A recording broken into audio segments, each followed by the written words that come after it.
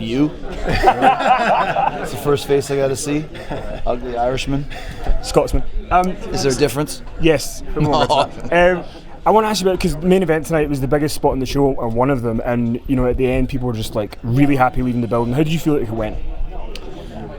Well, the main event is not one of the biggest spots in the show. It's the biggest spot of the show. That's why it's called the main event. That's the secret behind it. So, I mean, I think the show tonight really proved a point from start to finish that AEW is a legit contender for the alternative to every other wrestling company going on in the world today. Very fresh. I think the fact that we have a brain trust of people in their 30s, are people that think like they're in their 30s. I know that it's a whole fresh attitude here, and it's not just me coming over from WWE. We throw in Dean Malenko and Jon Moxley and Jim Ross, and Dustin Rhodes, and all of us have the exact same attitude, which is, this is so exciting and so much fun, because it's what wrestling is supposed to be. We are artists, we are creative people, and I find in the past there's a lot of other people's opinions that we shouldn't have to deal with when it comes to putting together a show, or putting together a match, or putting together a character, because nobody knows what's better for my character than me, and no one has to write anything for me to say because I know what to say. And I think tonight really showed how exciting it can be when you have a bunch of people with similar mindsets and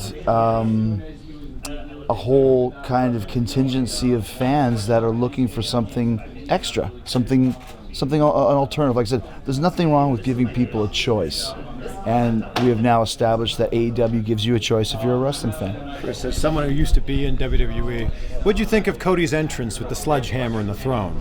I'm not sure I saw it because I was too busy getting ready for my match, but once again, you've got a lot of guys with very great ideas, and I know for my entrance tonight, I believe that was Cody's idea as well, that then we take the lead and kind of all work on it together. So it's part of wrestling, and it's something that Cody understands, and all of us do, that the pomp and circumstance of wrestling is sometimes the best part. Throw in some great matches and some great stories behind it, like you saw tonight, and then just some athletes from another planet, it seems. We really have a diverse roster, and I think tonight's show proved that. I mean, I really enjoyed the one match I did see was the 6-woman Joshi girls match. Never seen any of them before. Probably couldn't even tell you any of their names. But I know that when the match was on, I sure did enjoy it, and there was no restraints on them. To go and be you, who would watch 6 Japanese girls they've never heard of before? Well, the crowd tonight seemed to like them, and I'm sure most people watching at home did. So that's just another example of, like, if you're good and you have passion and you know how to put on a show and put on a great match, well, give us a call and we'll give you a shot. A lot's been said about the success of AEW kind of hinging on attracting the lapsed fan. Tonight, obviously, I would say was a great first step in drawing those eyes in. Talk to me about what the process is for continuing to draw those fans back who have become disenfranchised with what they've been watching. Well, I think it's just, once again, you have to show people that this is a different mindset. I think a lot of times, especially when you think about, okay, let's think about wrestling. Well, that's WWE. Think about, a soda. Well, that's Coca-Cola. Think about, rock and roll. That's Rolling Stones. We have to let them know that we're not saying that you shouldn't listen to the Stones, but if you want to listen to another band that's got a different mindset, come give us a try. If you like this, then see if you like us as well. And I think it's one of the main reasons why it was so important for me to sign with AEW, is that you got a guy who everybody who's a wrestling fan knows. The people that are watching now, the people that watched 10 years ago, the people that watched 20 years ago. When there was 14 million wrestling fans watching, Chris Jericho was on the TV. So I think it'll be like, what's Jericho's in this AEW? What's this AEW? Well, Jericho's there. A, we like him. B, we used to like him. C, I remember watching him. Let's give it a try. And then when they come and see Chris Jericho's match, then they learn who Kenny Omega is, and the Young Bucks and the Lucha Brothers, and everybody else that was on the show that had such a great performance tonight.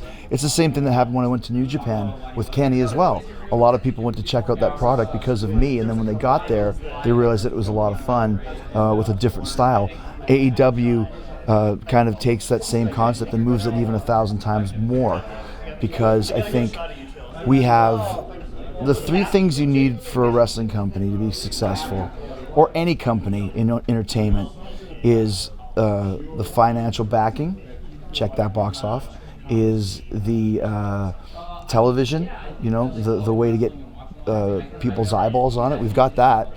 And then having a great roster of talent that all has a similar mindset. And what I like the best is a lot of these people, wrestling fans in the States, have never heard of before. Who's Kenny Omega? And then when they see him, they're going to go, who is this guy? He's amazing. He's a 15-year overnight sensation. He's been working his whole career overseas and all these other places. When he comes here to the States, people are going to go nuts for him. And we have a whole roster of those type of guys. Then throw in a Jericho, throw in a Jon Moxley, and a huge surprise, which was so exciting for all of us involved. And you just have once again, there's nothing wrong with giving people a choice. We're doing things a different way. But I know what I want to see as a wrestling fan, and this company is what I'm looking for as a fan. Give the young man a question. Junior here's got a question. How old are you, buddy? I'm 9. All right. Congratulations. With the match with Kenny and you, having it be one of the biggest match on the card, and everyone was so excited to see it, how did you feel while it was going on? See, he asked it much better than you did, Kenny. He did. You should learn something from him. Do you want to take the mic?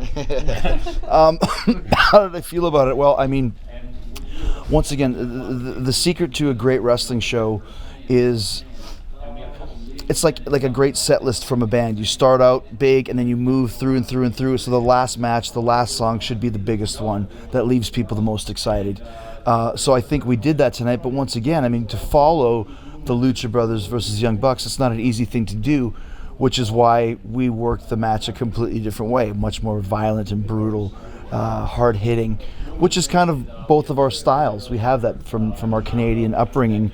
So I think, once again, if you're talking about the three main events of Cody and Dustin and the Young Bucks and Luchas and then Kenny and Jericho, you had three different style of matches. You had a bloodbath with a family story and a tie-in. Then you had this high-flying spectacular. And then you had a brawl, fight, rematch of one of the best matches from last year with this great finish at the end with the surprise guy. And we positioned everybody tonight. So I think the build of the show was great. I think I enjoyed the match. I don't enjoy it sometimes while I'm doing it because it hurts.